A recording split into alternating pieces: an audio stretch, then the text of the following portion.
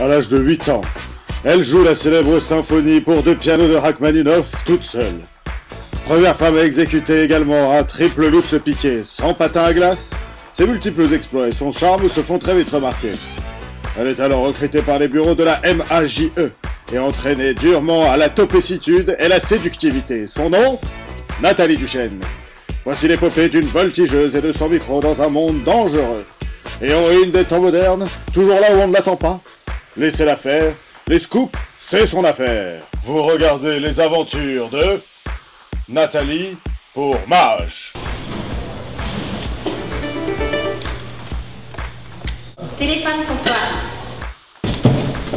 Allô, j'écoute. Oui. Nathalie pour Mage. Quoi? Maintenant? J'arrive.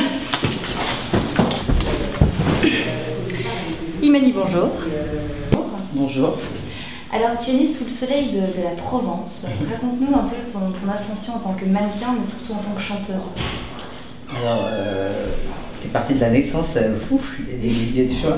Je suis née effectivement à côté de Marseille, à Martigues, et j'ai grandi quand même en région parisienne. À l'âge de 10 ans, on a déménagé, mon père était militaire.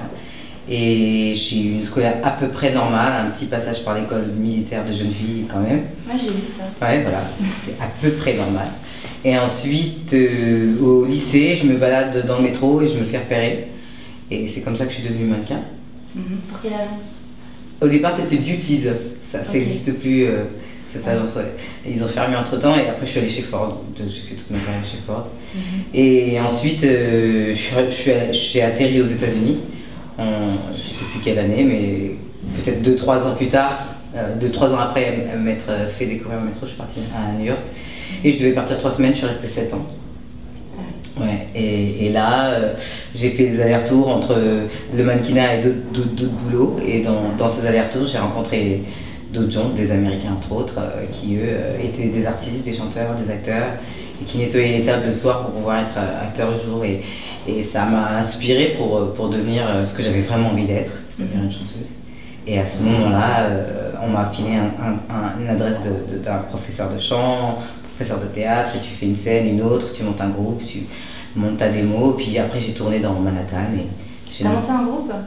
Oui, on a monté un groupe, il y avait ce mec qui s'appelait Novares et il m'a aidé à produire mon album, il avait ses musiciens, il me les a prêtés. Et à chaque fois, lui il faisait des festivals, il me mettait sur ses plans, il me prêtait ses musiciens et donc c'est comme ça que j'ai réussi à tourner dans le sud de Manhattan.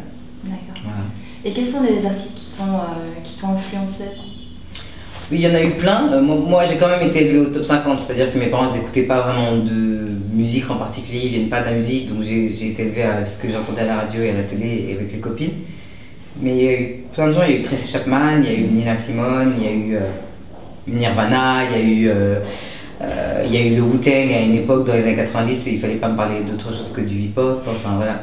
Et mais c'est vrai que c'est souvent des voix signatures, des voix authentiques, il faut qu'il y ait des voix particulières et c'est pas important que ce soit parfait ou pas, mais qu'il y ait un truc. Donc, des voix authentiques un peu comme la tienne en fait, tellement comme... Ah bah c'est toi qui l'as dit. Alors qu'est-ce qui se dégage justement de ton univers musical? Comment est-ce que tu pourrais le définir? Mon univers musical, bah, c'est ce que je viens de te dire, c'est-à-dire c'est un brassage de ma culture musicale que j'ai dû faire par moi-même finalement. Et donc c'est pour moi un peu difficile de me mettre dans une case. Les gens disent soul folk parce que il faut qu'ils se raccrochent certainement à quelque chose pour essayer d'expliquer. Mais je pense que c'est plus que ça. Il y a des influences, même pays, parfois folkloriques. Et il y a de la soul, il y a de la folk, il y a un peu de rock, il y a un peu de pop. Mais surtout, je pense que c'est des mélodies simples, avec des textes simples. Parce que c'est ce qui me touche dans la musique, quoi qu'il arrive. D'accord.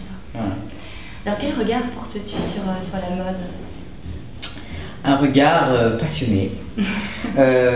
Moi d'abord je viens de la mode évidemment comme on vient de le dire, puis j'aime vraiment le vêtement comme objet d'art et comme revendication de sa personnalité.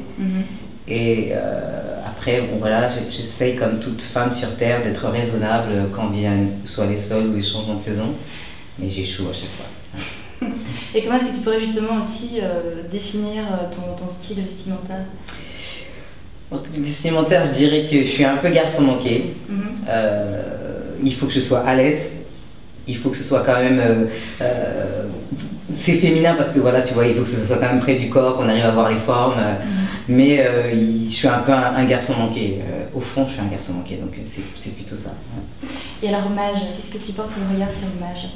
Bah, c'est ce que je disais tout à l'heure. Mage, moi j'ai ruiné des vrais salaires chez Mage. J'ai toujours aimé Mage parce que c'est très... D'habitude, on est obligé d'un peu de mentir, hein, de dire qu'on adore la marque. Mais là, j'ai même pas besoin de mentir et c'est cool. Parce que c'est assez simple, c'est assez confortable, il y a des belles matières, il y a des belles couleurs, surtout cette saison pour l'automne-hiver, enfin le pantalon rose en velours, ça fait. Merci. Et enfin, je trouve que ça me correspond assez bien, tu vois, entre le perfecto, le pantalon de prof d'histoire un peu qu'on a revu, voilà, qui fait partie du même gang. Et à la fois, ben, ça reste féminin dans la coupe. Mais voilà, je pense que chez Mage, j'y trouve bien mon compte. Ouais. Alors on va revenir un petit peu à la musique. Tu es en concert le 5 décembre à Bobino pour Elle en scène. Quelles sont les scènes dont tu es le plus fier que tu as faites Je dirais la date que j'ai faite dernièrement à La Cigale. C'était ma première grosse date parisienne depuis la sortie de l'album. Parce que j'ai commencé à La Cigale en fait. J'avais fait la première partie de Oasis Diop à l'époque et j'avais pas de deal, j'avais pas d'expérience et il m'a vraiment donné ma chance. Et de revenir là avec l'album, et pareil, c'était complet 2-3 mois à l'avance, ça m'a fait vraiment quelque chose.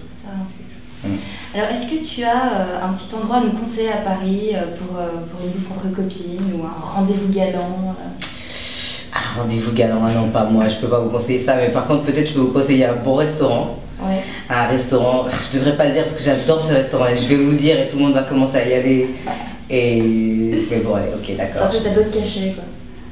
J'y vais depuis hyper longtemps, j'y vais depuis peut-être 98 et depuis c'est toujours aussi bon, même s'ils ont fait les travaux, ils ont viré le cuisinier ou je sais pas, ils ont tout refait et ça reste aussi bon. Ça s'appelle Les Beauchoirs et c'est dans le 11e, 41 rue des Citeaux, voilà, j'ai tout dit.